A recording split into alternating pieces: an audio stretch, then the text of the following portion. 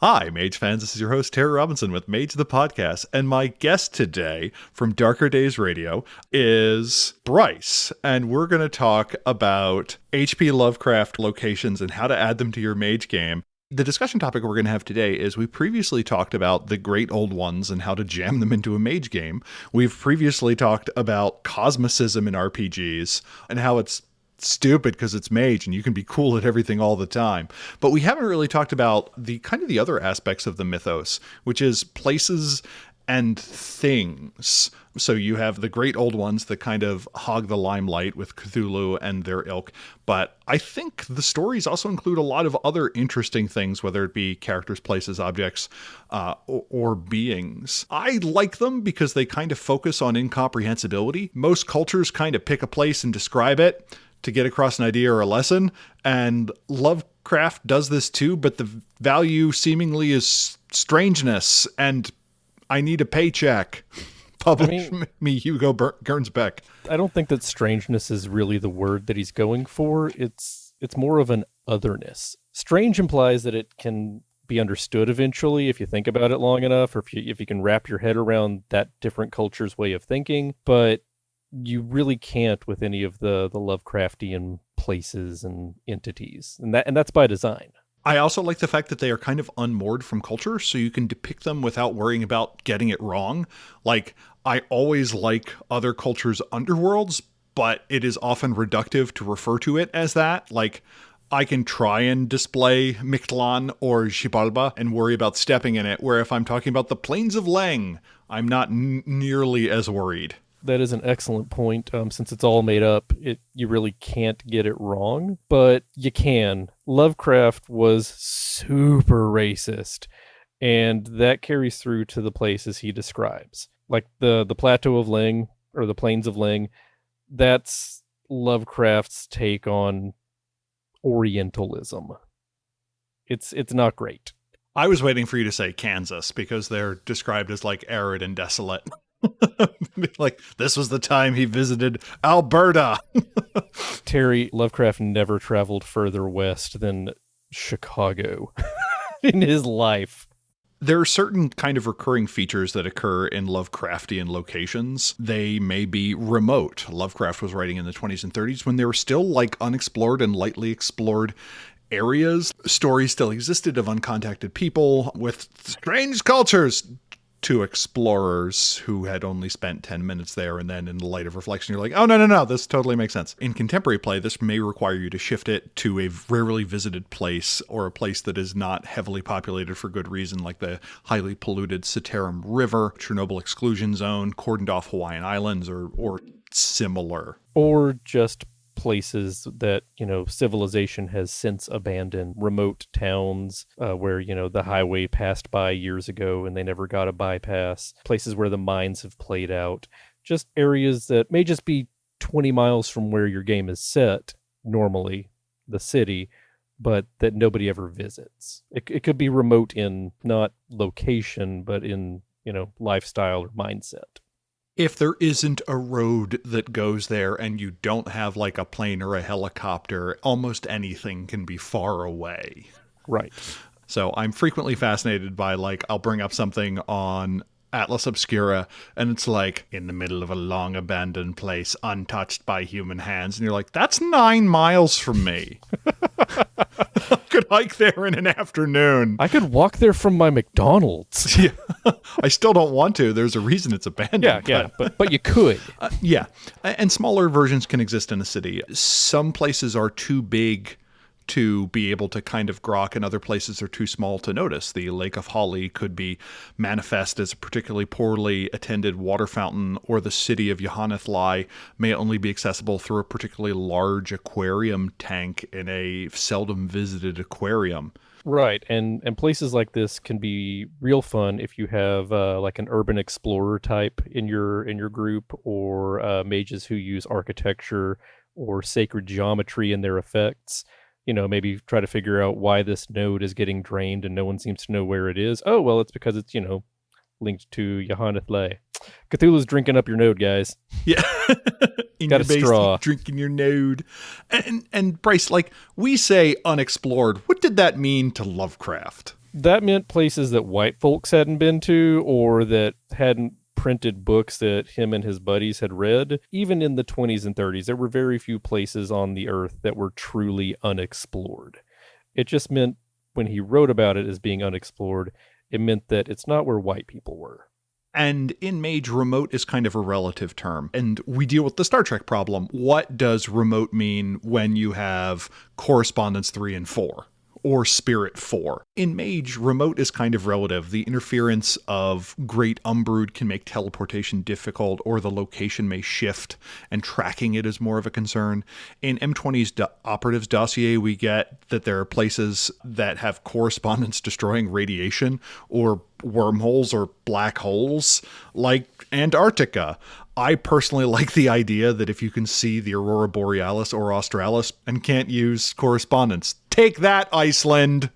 Take that, northern suburbs of Boston at some parts of the year. Yeah, when there's an electrical storm, yeah.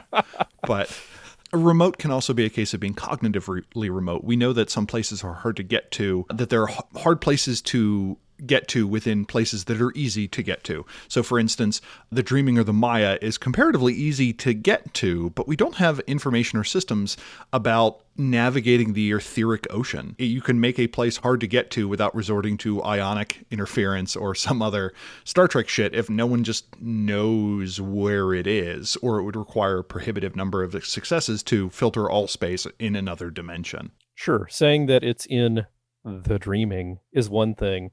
Saying that it's in that rock over there in the Dreaming, if you got to move the plant to the side and hit the button and do some mist stuff and twist the thing that comes out of the wall, and then you hear a rumbling in the distance, that's a whole other thing.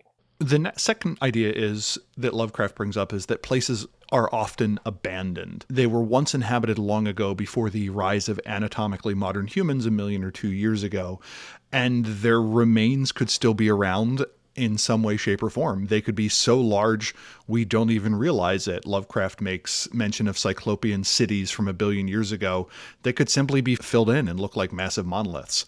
I think it would be great if Uluru, Bucket, Kalam, and Stone Mountain were secretly old cities.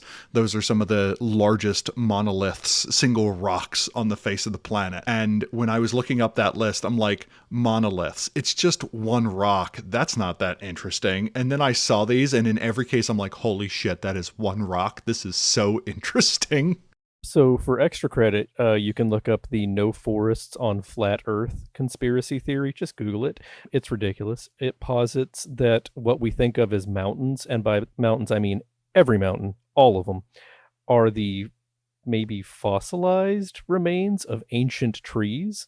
So that's what trees are. Trees that you see in your backyard or, at the park or whatever, that's not a tree. That's a little dwarf nothing. That's a plant at best.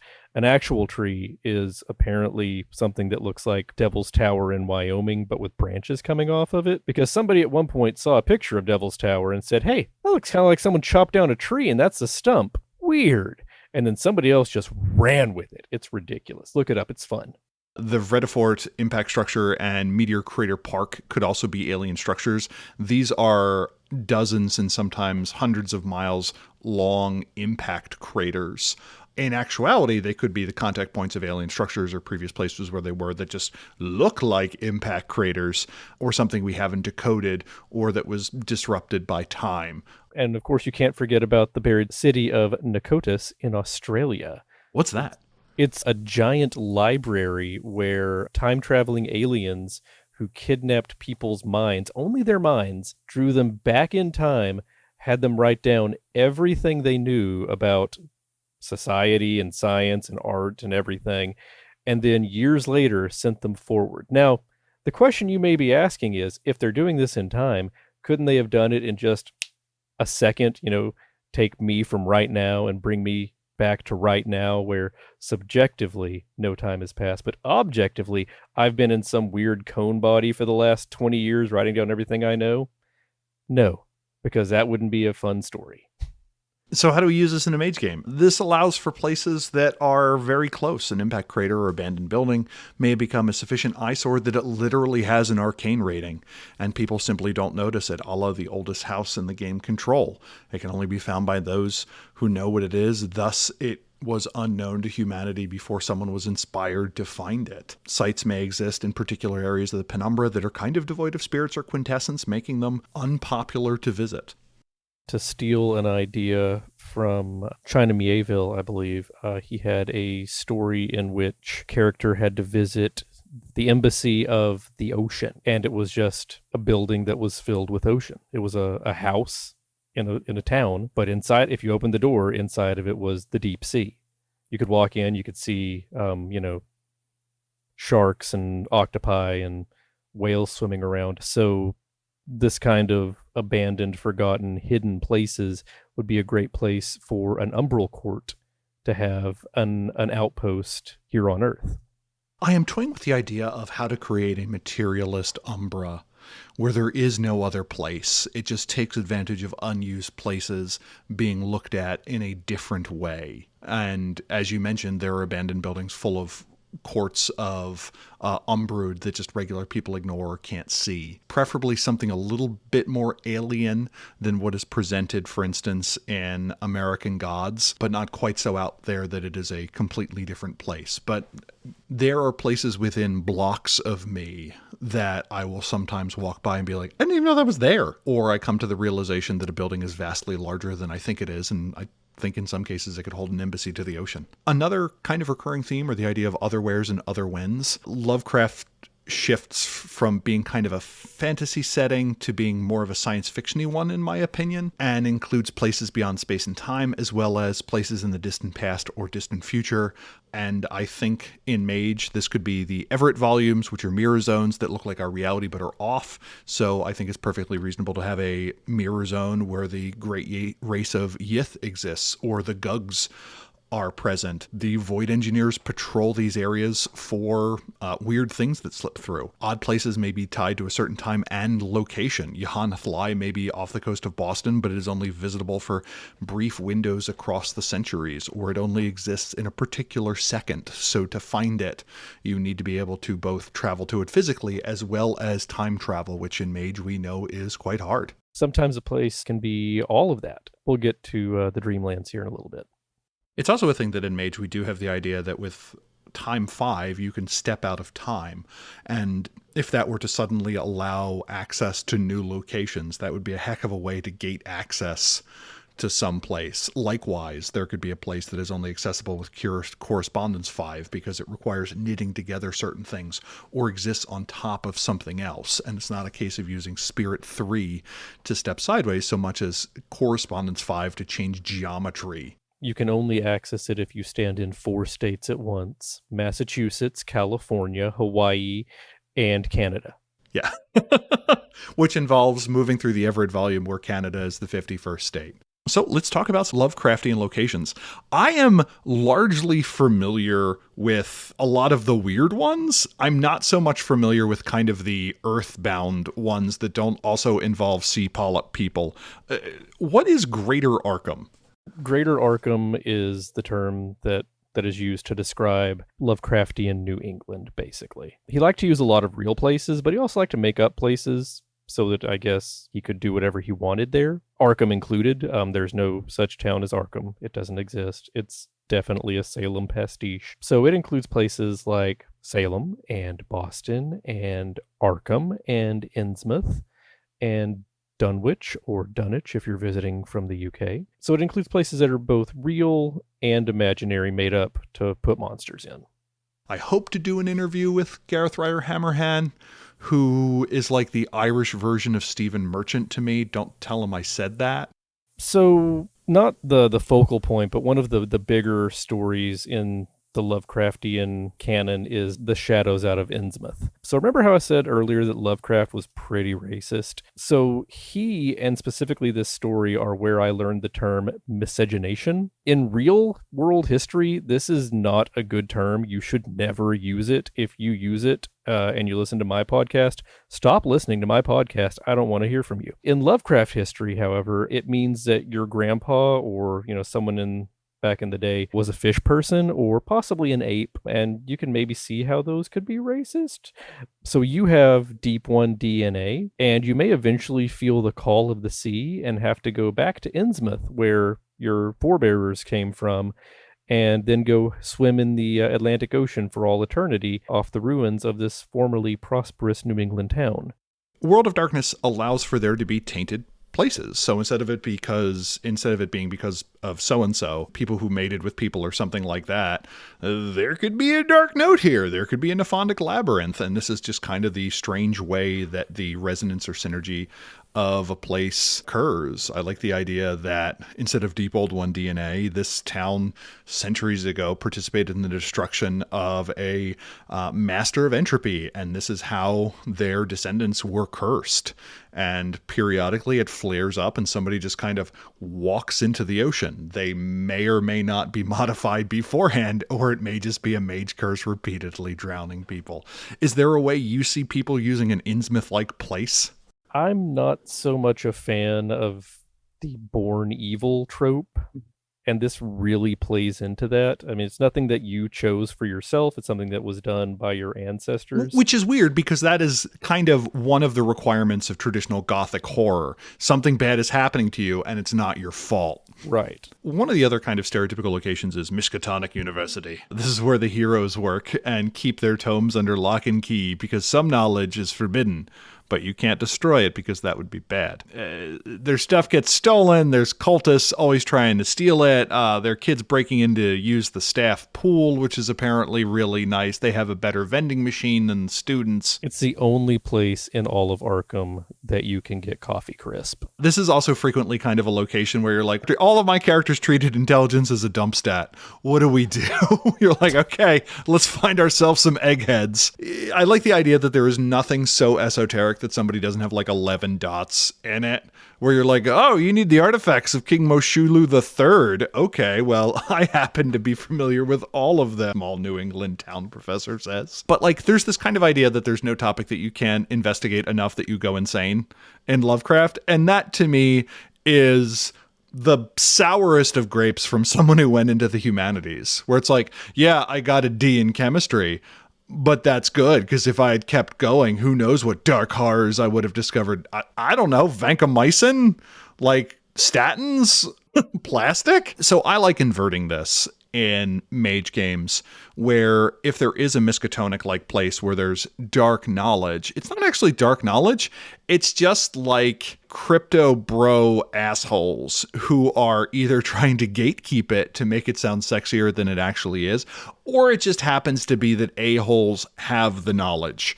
Weirdos kind of attract weirdos in some degree, so it's just kind of the weird school. It has nothing to do with the place, and it has nothing to do with the topics. It just so happens that they have like a certain clientele, and they're kind of like the PragerU or something of universities. So Lovecraft, I don't know if he truly believed this, but in the Cthulhu universe, the opening line of the Call of Cthulhu is, "The most merciful thing in the world is the inability of the human mind to correlate all of its contents." So what that means is that not if you study one thing, but if you study all the things and you get them all to come together and you're able to put all of knowledge in one place, then you will realize that humanity is meaningless. We have no place in the universe. What we consider rational thought and, sanity is a drawback, and it's a mistake in the universe. And that is what Miskatonic University could represent. It is a place where humanity is correlating all of its knowledge. And again, this is one of those things where I tend to take a more hopeful magey route and go the opposite. That, like, I was having an argument with someone recently, and we were talking about, would you rather continue with the blissful lie that you could really do anything with your life if you really applied yourself, or would you rather try and discover that there are hard limits on what you will likely be able to do within your own lifetime? I am firmly a person in the latter category. I have discovered things I cannot do and am not good at and will never have the time to invest. And I feel that that has really allowed me to redouble on the other things. I lost a fiction and the truth hurt, but it enabled me to get something else. I like the idea that we could find that our existence is meaningless and then move on. I am an absurdist. I am a fan of Albert Camus and Soren Kierkegaard. Nietzsche took the meaninglessness of the universe and used that as an entitlement to be an asswad to people. And I'm like, no, we can still be quite moral. So I like the idea that there are mages that are like, no, we recognize that we do not have a fixed favorite place in the cosmos. We can still proceed from there and create something of value where other people. So only what we create, that is what gives us meaning. Mm-hmm. Yeah, I agree with you, but that's not the Lovecraftian way. No. That's not how Cthulhu works. Yeah, but I kind of like inverting it where we can, to be like, hey, we can take the mythos and make it our own thing. Because if we really wanted to, we could play Call of Cthulhu or Trail of Cthulhu, which we also encourage playing.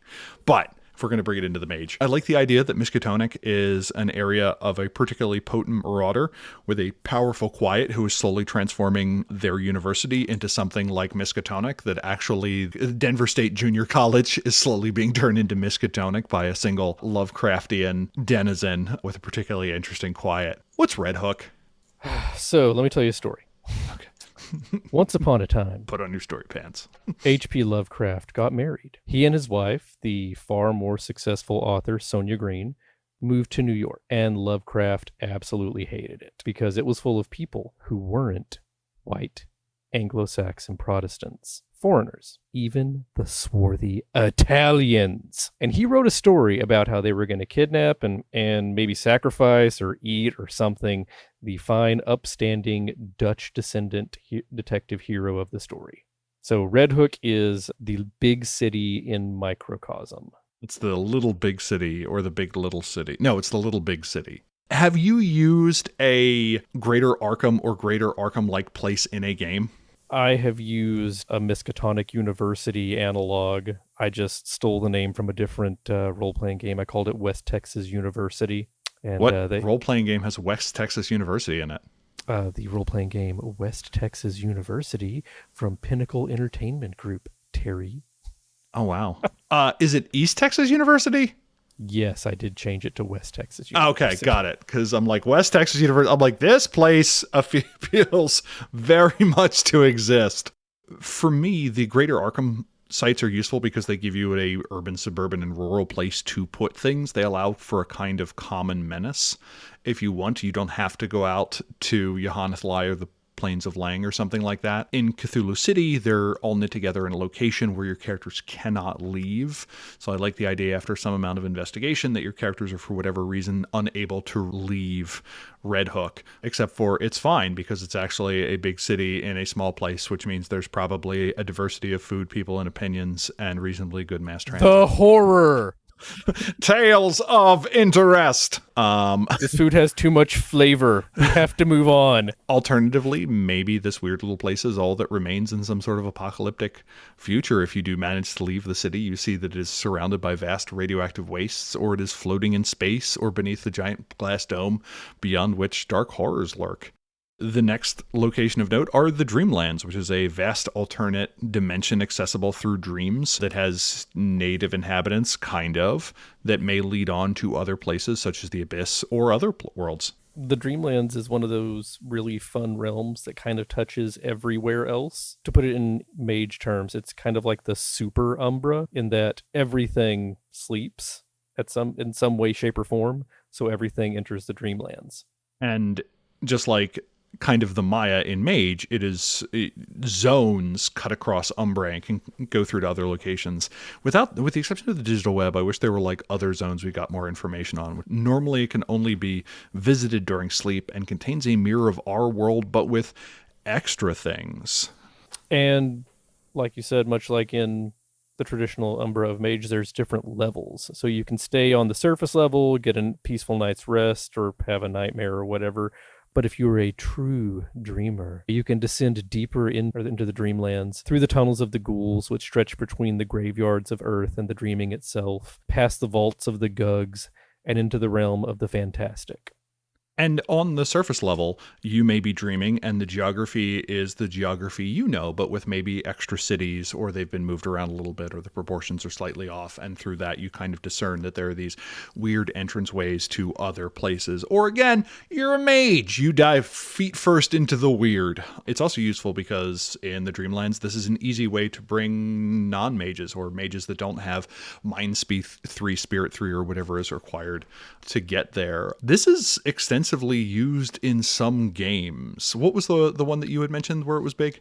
The Trail of Cthulhu setting, Hounds of Paris. It extensively rewrites the Dunsanian fantasy adventure realm that Lovecraft posited into a more of a post-war surrealist nightmare. In the game, you play as a surrealist who is trying to reshape the dreaming to reflect what you want reality to be, because the dreams of mankind turned away from the pastoral, and so too did the Dreamlands.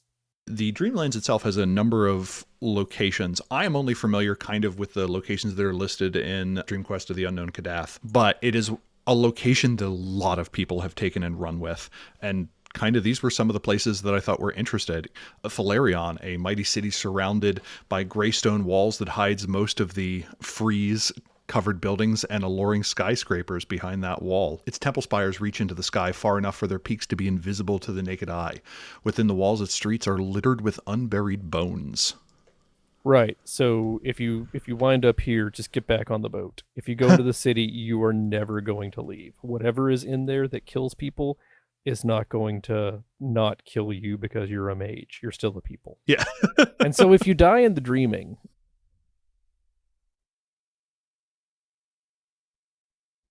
I like the idea that it becomes the shell for something else. We're not sure how the She inhabit mortals, so I like the idea that if you die in the Dreamlands, there is now an open vessel for something from the Maya or the dreaming to slip through. I like that idea. Another big one is Kadath, the huge castle atop a mountain and the domain of the Great Ones, which are kind of a... How would you describe the Great Ones? To me, they are an extra set of gods in Earth's history, kind of. Yeah, sometimes they're the good ones, basically. They include Bast because Lovecraft loved both Egypt and Egyptology and cats. Not Egyptians, don't get me wrong. They're too swarthy for him, but cats and Egyptology he's totally into. They're not the alien mythos gods who couldn't care less about Earth, but they're not all pro-humanity rah rah rah or anything, but they probably won't destroy you just by being near them.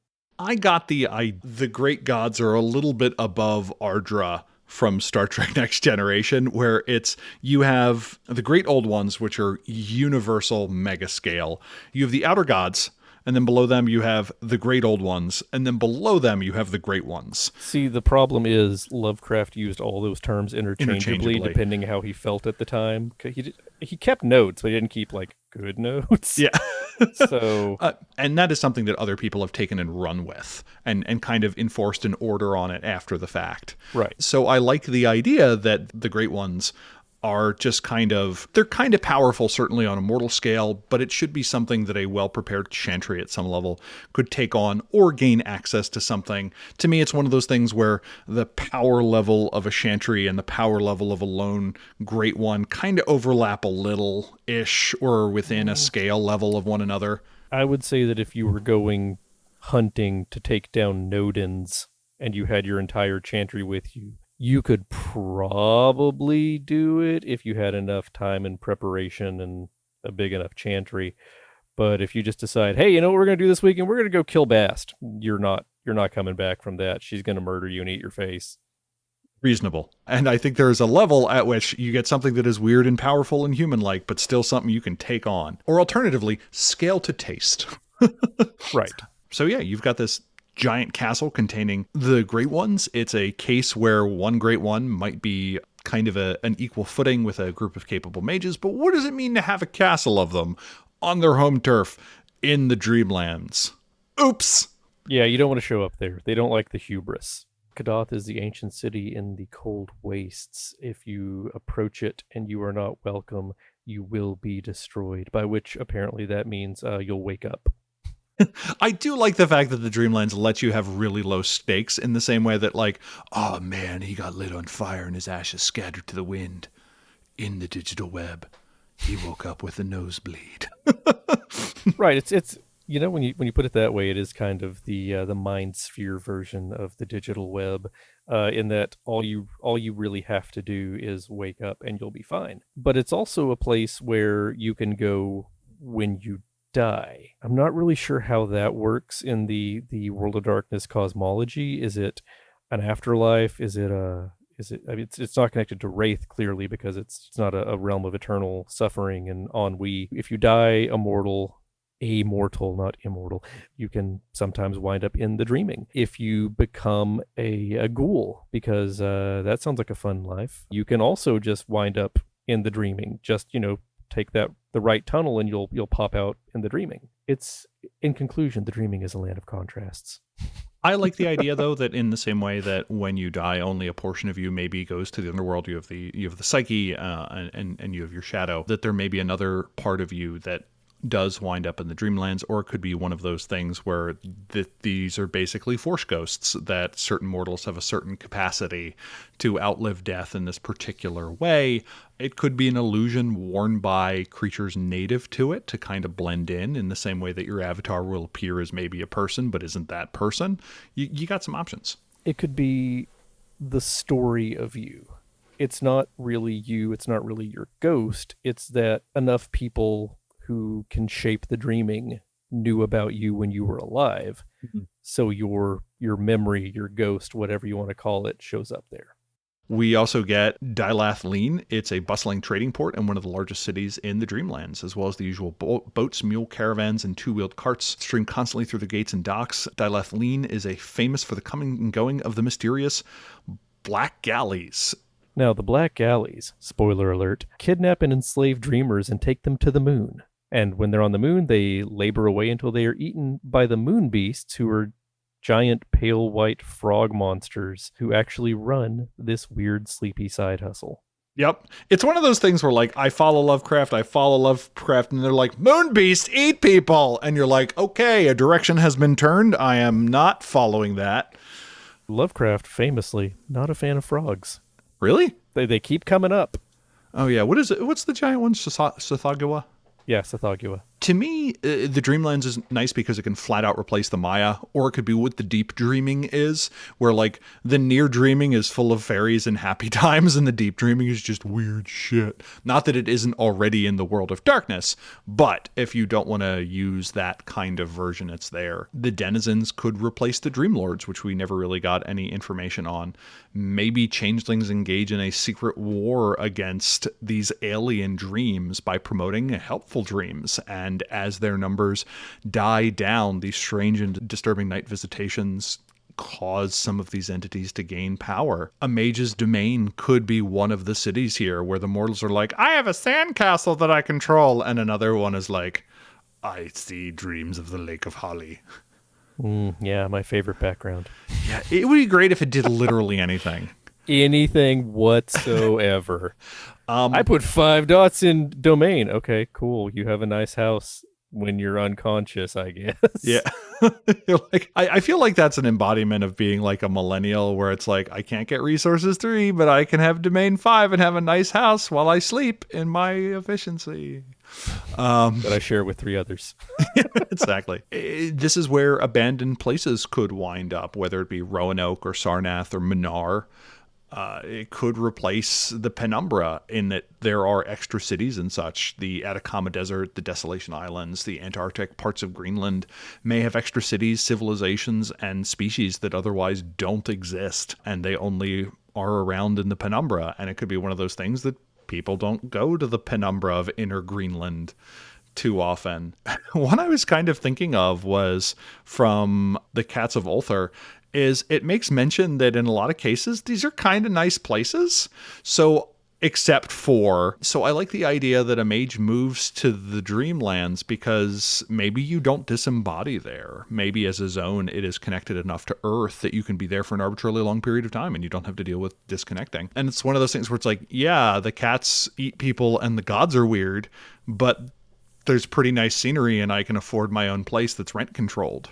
So I could see the Dreamlands as an accumulation place for people that have opted out of Ascension War, for vampires who don't care about the jihad, for werewolves who are tired of whatever the hell werewolves call the thing they do all the time. Fighting the worm where it lives and breeds. Yeah, and destroying everything and just empowering it. The Weaver's the enemy. God, people figure it out.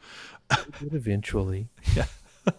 I really like your idea, actually. I know I kind of poo-pooed and made fun of it, of using it as a domain. I like the idea that you have a mage who is into the dreaming, and he goes there, and he's not much here on Earth, on the Mud Ball, but there he's, the mayor of a small town or whatever. He has a compact with, the god of slugs or whatever, so he lives on the back of a giant slug in a lovely little spiraling house. And now we're just turning it into Uzumaki, and I didn't start with that, but is that the Junji Ito one? Yeah. And that would be I was snails. thinking of Ralph Wiggum, where he says, "Yea, sleep, that's where I'm a Viking." Exactly. So another one of the dream locations is the Plateau or the Plains of Leng, which is a vast, cold, arid plateau that seems to be in several locations, suggesting that it's maybe multiplanar. It may have dimensional extrusions that include the Dreamlands as well as the Earth's Antarctic. The city in Antarctica is never confirmed to be part of the Plateau of Leng and may just be an outpost or maybe a part that has shifted there. It depends on your definition of confirmed. I mean, this is all shared universe, so it's all made up. Some authors have definitely decided that there's a portal to Leng in Antarctica, and if you go traveling at the right time of year, you'll meet the men of Leng, who are not human men. They're more satyrs, with the little goat feet and the horns, and they definitely eat people. But anyway, yeah, Leng is Lovecraftian Shambhala. It's a place of ancient Eastern mystery and wisdom, but with and the people there will totally eat if you get the chance because they are foreigners kind of twist. To me, the Plateau of Leng, I like the idea that there are stable shallowings out there that are simply remote, places that you could slip into the other worlds. They may have a gauntlet of 1 or may have a gauntlet of 0, and you just requires an awareness roll or something like that to slip across, rather than slipping into the Deadlands at midnight in a spooky cemetery where a wraith could likewise slip out. There could be remote areas on both sides where no one goes. It is suggested in Dead Magic 2 that the far north holds areas that connect to the Umbra, which are similarly remote in the Umbra. Revised Dream Speakers also mentions that the deep ocean may do the same. Yeah, that also comes up in Blood Dim Tides. The Earth Frontier Division of the Void Engineers, my favorite group, has sea labs specifically to monitor and contain that kind of leakage. We also get the idea of Ravana's Navel, which is the site of the Technocracy Spirit Nuke, that is a less remote place with similar properties, that there is just kind of this hole in the Umbra and it is blank on the other side, but if you traverse that blankness, you get into the Penumbra. One of the weirder places mentioned is through implication. Bryce, what is Tindalos? Tindalos isn't actually really a place, and it's mostly famous because of its denizens. The Hounds of Tindalos are creatures that don't like time travelers and will eat anyone who is foolish enough to cross their paths. They don't have bodies, as we would understand them, and they live in the, quote, angles of time, where reality as we know it lives in the curves of time. Space-time is super weird in Lovecraftiana, y'all. If you're really good at math, you can just look at certain angles and do some mental computations and just travel through the infinite dimensions. Or get interdimensional brainworms. Or both! Yeah. The thing that gets me about that is that sounds weird, but to some extent, that is an interpretation of certain types of Tantra, that there are meditations you can make on a particular depiction of a god form or something like that to help you improve yourself in some spiritual way, to focus yourself or to gain some capacity. So to me, it is both nearly the exact same but utterly different to be look at an angle, calculate the logarithm of 2.7, and poof, you find yourself in Spain. So I would allow it as a focus. It would still be vulgar, though. So the Hounds of Tindalos, this could simply be a paradox spirit. They could be part of a class of creatures that becomes hobgoblins to those in quiet, caused by time travel. They could be agents of the Adjustment Bureau or the technocratic chrononauts. Tindalos, and they could have the ability to basically detect time leaks of some sort and try and track that back. I could see the Hounds of Tindalos being the name for the unit in the technocracy that tracks down chrononauts. I also like the fact that they hunt down time travelers because of the damage they do to the time stream.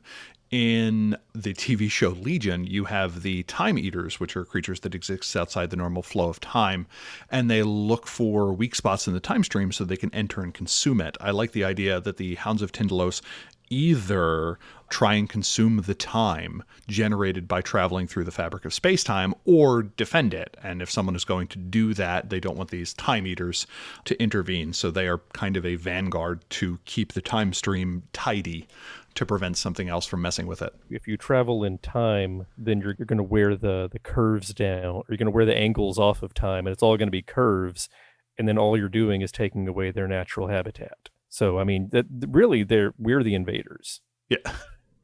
This is one I love and probably shouldn't. Yohannathli is the underwater city that the deep ones are drawn to after converting. After the strange fish creatures are tired of this land and just kind of walk into the ocean and explore the Atlantic forever, they go to a weird city. This is a cyclopean hub of an earthly and terrible beauty, with many columns and palaces with hundreds of terraces filled with corals and phosphorescent brachiates. The city is located near Devil's Reef off the coast of Innsmouth. Its location was revealed to the United States by Robert Olmsted in the 1920s, and the city was attacked by submarines. There are a number of other versions. There's Ulu off the British Isles, Katok in Northern Europe, and you got Gorloa off of the sea shelf of Antarctica, which is said to exist. I love that you got all of those fake made-up place names with Hyphens apostrophes and hyphens, but sea shelf took you down. This is interesting because these are locations that are indicated that the mortal government is aware of them and has kind of interacted with that. That's kind of the contrivance of Delta Green, where there's an entire division that kind of deals with that. I just like the term. I think Yohannathli is a fun one. You know where the term comes from, right? Delta Green or Yohannathli? Yohannathli. No. It is a poem from Lord Dunsany of Yoharnath-Lahai, and Yoharnath-Lahai is the god of little dreams and fancies, and that's why Cthulhu, who lies dreaming, has worshippers in Yoharnath-Lahai. It all ties together! I mean, in it a does. Super nerdy way. Yeah, I mean, you had Dunsany and Bierce, who kind of laid the foundation for like weird stories, and then you had Chambers, but like if you go to Wikipedia, this could be Yohannathli could just be any flooded town that something weird took it over. There's a list of flooded towns in the United States, and if that doesn't scream, we're trying to hide something. So here's a fun Bryce fact. I grew up in a small town in North Texas, and if you are unfamiliar, North Texas does not have any natural lakes. I thought you were about to say it does not actually exist. I'm sorry. North Texas, the state of Texas has one natural lake. It's on the border with Louisiana. That is not where I grew up. Almost all of Texas has no natural lakes. So the lake that I grew up near was actually created in, I believe, the 1940s or 50s as a reservoir. And at the bottom of it, there used to be a town. If it was a drought season, which was common in North Texas, not known for its torrential downpours, you could walk along the receded banks of this lake and you could see the outlines of where houses used to be. Very few deep ones, but a lot of catfish, so kind of the same. Yeah, much tastier. Texas has a lot of lakes. They're mostly oxbow lakes, though. There's very few large proper lakes. So an oxbow lake is when it's where a river moves. Yeah. The idea that there are places that the government knows about and then they do stuff to them, that is kind of a contrivance in Delta Green. Are there others? So Delta Green is set mostly in the modern era. And as you mentioned, the U.S. government became aware of Yohannathli and therefore deep ones and the deep one hybrids in Innsmouth in the 1920s. Delta Green originally came out in the 1990s, so there were about 7 decades that they had to play with at that time. In that time, yes, the federal government became aware of the Chocho people, who are non-human natives of Asia that in the Deltarune timeline are not the reason behind the Vietnam War, but were definitely like a sideshow trying to take out the Chocho people. The US government is sort of, but not really familiar with the Migo, because the Migo created the gray aliens and crashed a ship into Roswell, so that was full of gray alien that are basically puppet, kind of. The Migo had some reason to drop eldritch technology in New Mexico in the 30s for the US government to pick up, and as far as I know, it's never really explained what their reasoning was, or maybe that we can't understand their reasoning because they are alien intelligences and don't think like us. 2 words, Cassandra Complex. I do like the idea that this is a location that the U.S. government has discovered and destroyed. Well, they tried real hard. Tried real hard, yeah. And I think it's one of those things where in the World of Darkness, they were able to destroy it, but certain consultants from NATO were required, they're the technocrats, to destroy it. Or alternatively, certain consultants were brought in to destroy it. It's Nefandi. They wanted to put super powerful weapons into mortal hands and also expose them to the darkness beyond the earth. Or something like that. Special Projects Division. They're there to make money off of the Mythos. I would love that, where it's like, it's Special Project Division, but no, it's actually just the Syndicate. Dude. Okay, yeah. So this is regular ass commercialization. Special Projects Division is what the Syndicate calls anything that they do that screws up so royally that it poisons reality. I like that. Oh, that was SPD. Those wily SPD agents again. Yep. We'll get them someday. Yeah, and whenever they say SPD plot discovered, that is a euphemism for dozens and hundreds of agents suddenly neutralized all at once. Why did you eliminate that entire construct? Turns out they were infiltrated by special projects. They're everywhere you want to be. I like this. Headcanon. Speaking of sunken cities, where lies Dreaming Cthulhu, Bryce? Cthulhu lies dreaming in the depths of Rillier. Yeah, Rillier. So what is it and what happens there? So Rillier is a sunken city that is deep under the Pacific Ocean, and it is where the great old one Cthulhu is interred. Its bizarre architecture is characterized by its non-Euclidean geometry. That means that the angles don't add up, and things that look far away may be close, and things that look close may be 1,000. It means it's really hard to describe things. Yeah. So Rillier is only mentioned, rises in the short story The Call of Cthulhu. We get a single hideous monolith-crowned citadel in which Cthulhu is entombed. People are awed by its sheer immensity and the frightening suggestiveness of the gargantuan statues and bas-reliefs. I like this as Yohannath Lai, but kind of weirder, where it's like, we took out Yohannath Lai. Good job, team. And you're like, oh, Rillier, oh, shit. Uh-oh. Where you find out one city is just kind of a pawn of another one.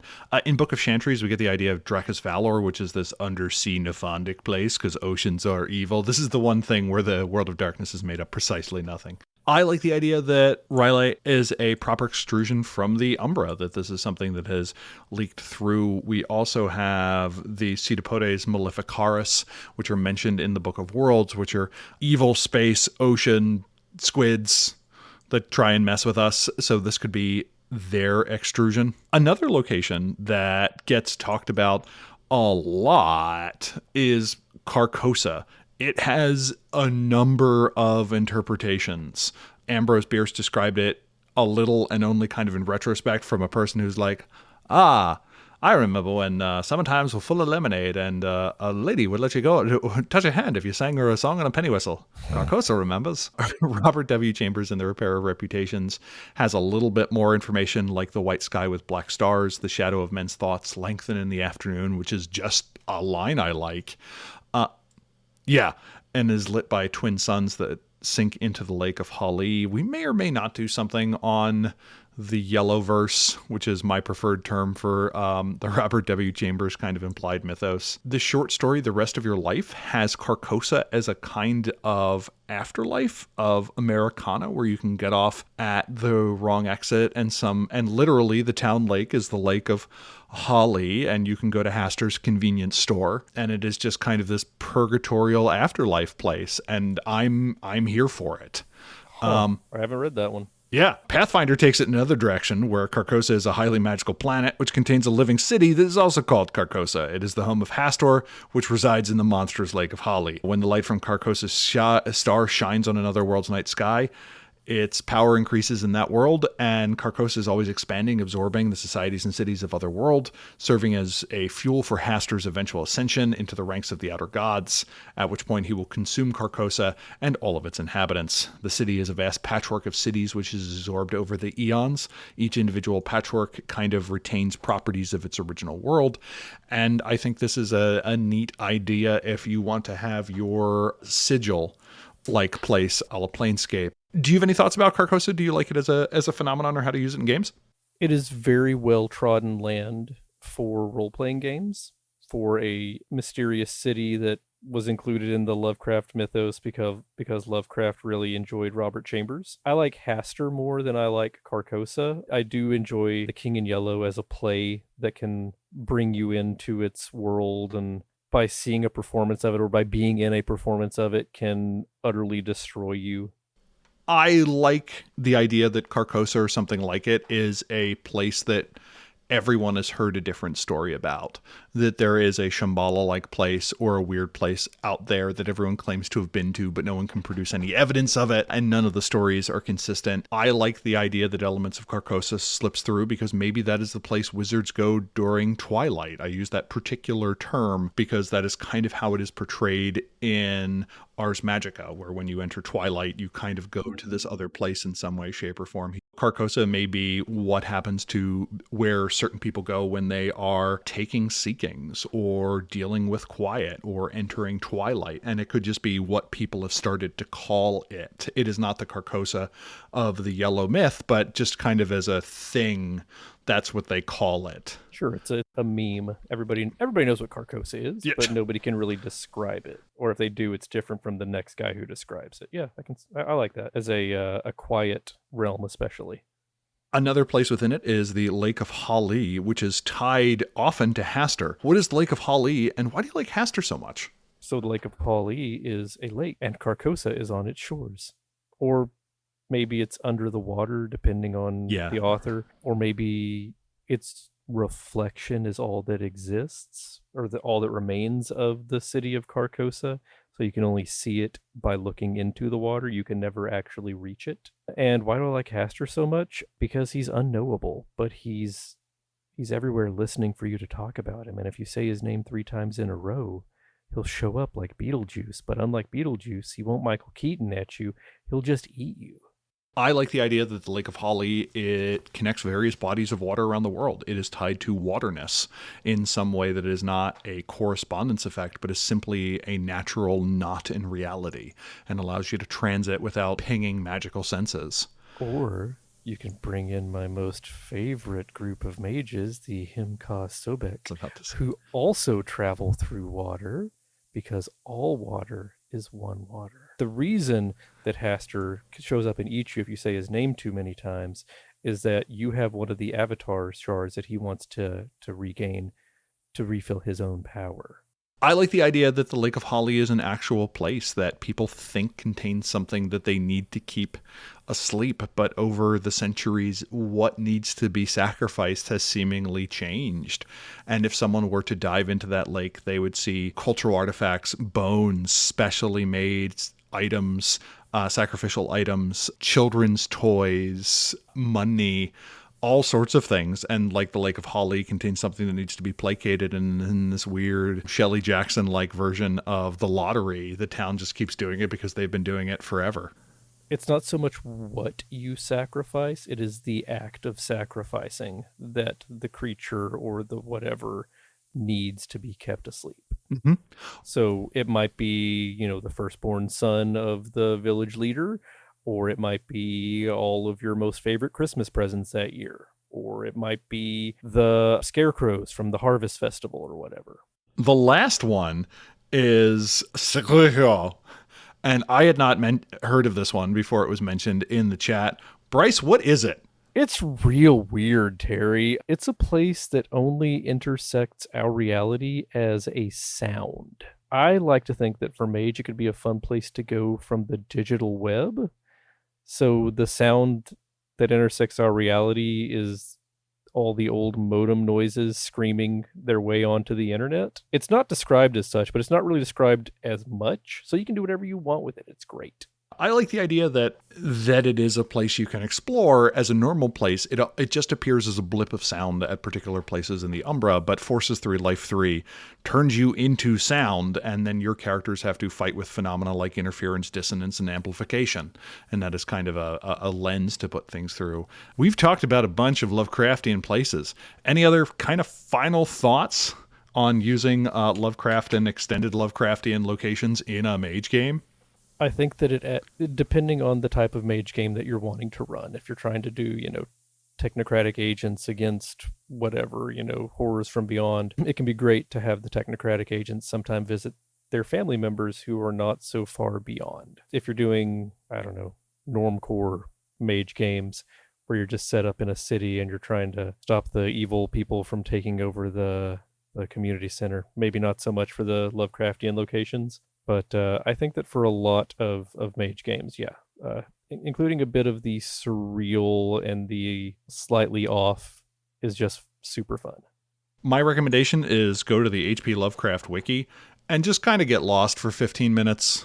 You'll get 2 or 3 weird ideas that'll give you, oh, this is an odd paradigm that you could have, or a strange creature that you could introduce, or something similar. It just gives you a little dose of weird that can take a game about thoughts and ideas and remind you that some people have really weird thoughts and ideas. So, yeah. And some people are just afraid of fish. Bryce, if we're interested in following your other escapades, where can we do that? You can find me on the Mage the Podcast Discord. I'm also one of the hosts of Darker Days Radio, which you can find at darker-days.org. We've been going for 13 years now. We have a couple hundred episodes. We're not quite as prolific as Terry and Adam, not quite, but then again, who is? A lot of other shows, but I think it's one of those things where if you compare the amount of talking we've done versus the size of the source material, we have a pretty impressive ratio of that. Oh yeah, you guys are wildly impressive. I love the show. I am so glad. So Bryce, what are we talking about next time in the ensuing series? Terry and Bryce talk about weird shit.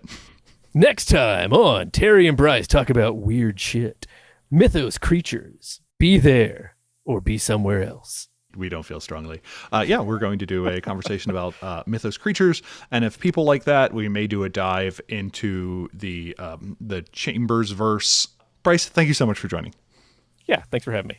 This has been Mage the Podcast, where if you ever wanted to get a lake house in Carcosa near Hali, we totally take one of the spare bedrooms. This episode is made possible by Josh Hillerup, Oracle of Carcosa and its amazing fiber arts scene, Buck Gregory, Oracle of the Lost City of Manar and its best condiment, Manarbecue sauce, Christopher Phillips, Oracle of the Tindalos Animal Rescue, where they give hounds their forever homes, for whatever that means for something that can literally travel through time, the crew of Erebus, Oracle of the version of Innsmouth where no one cares who your grandpappy bones, Mikhail, Oracle of Riley, whose motto is Say Nice Things About Detroit, Jay Widener, Oracle of Arkham, home of the Greater Arkham Repertory Theater Company players known locally as the Arkhams. Additionally, I'd like to thank our executive producers, Alex, Alexia, Anders S., Andrew Edelstein, Anand, Badurfi, Berto, Blaze Hibbert, Blake Ryan, Boo, Boogers to the Sixth, Brad the Blue, Bryce Perry. He was on this episode. Yay!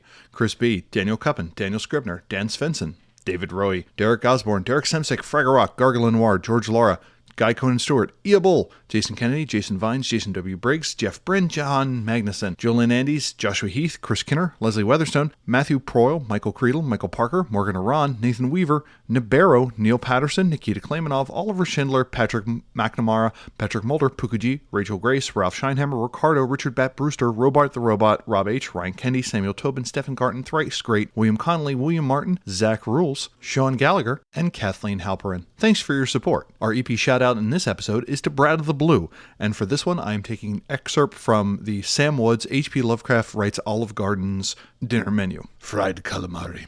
Tendrils crusted in grit assailed my palate, begotten of the sea yet containing the essence of a carnival. Fried and without end. At once I feel refined and base, but melancholy grips me when I spy the dressings within which this dismembered cephalopod is to dip. A mixture resembling coagulated plasma, and the other? Spicy milk? A creme. Surprisingly smooth but savory. This contradictory breach of decorum and smattering of flavors inspires terror within my heart of hearts. Hope absconds from this place. Thanks for your support. Rather listen on YouTube, search Mage the Podcast on YouTube to find our full library there. If you super like this episode or super didn't, drop us a line at magethepodcast@gmail.com or at Mage the Podcast on Twitter.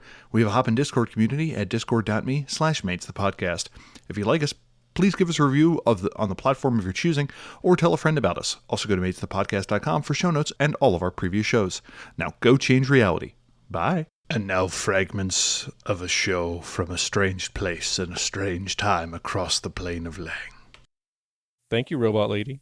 He said, punching his microphone like a champion. We have a giant outline. It's 5,000 words. That's a lot. We don't need to read the whole thing. No, I may not. have gone copy-paste baby crazy. I would never have guessed. This seems like a Terry Robinson original joint. I don't know how I feel about that. Everything that you write is like a Wikipedia article. Like Admiral Byrd hadn't quite nailed down the pole yet, which sounds vaguely pornographic when I phrase it that way. That comes up all the time in Strange New Worlds. Yeah. The Penny Arcade comic on it where it's like, yes, you must get a yuck egg, but lo, they are. And he like teleports out and teleports back. He's like, I got 3. Is that enough? I do want a character that either refers to wood or rock as tree bones. Tree bones. Yeah, delicious tree bone. They consume the bones of trees. You're just describing termites. My home and native land. Is it actually where you're from, or are you just quoting "O Canada"? That's their song.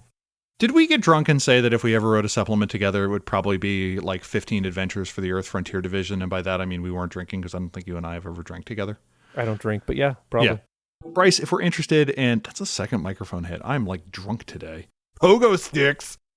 Would I, Johannes, lie to you? However, if you take a razor blade and you put it in the center of a pyramid, because of the way the angles all work, you will have lost your razor blade. I was about to say it will point in the direction of the nearest dumbass, you. I think if you wander around Toronto with pureness in your heart and a desire to tell stories with friends, inevitably you will run into Robin Laws. I was going to say Kinheit is out of our league, but Robin Laws, he's the Canadian Kinheit. You can get that.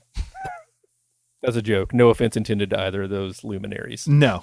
Who's the guy that did all the crappy ghost stories that British people like?